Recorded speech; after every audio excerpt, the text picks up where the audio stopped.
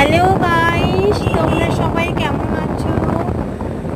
Good afternoon guys. আমি অনুপ্রিয়া, আমি চলে এসেছি তোমাদের সঙ্গে আড্ডা দিতে। দেখো, এটা আমার শপ আর আমি আমার শপে বসে আছি। আর তোমরা সবাই কেমন আছো? আশা করি তোমরা সবাই ভীষণ ভালো আছো। আর আজকে আমি এক জায়গায় যাবো, তাই আমি রেডি হয়ে গেছি। একটা ইনভাইট আছে, তোমরা দেখতেই পাচ্ছ।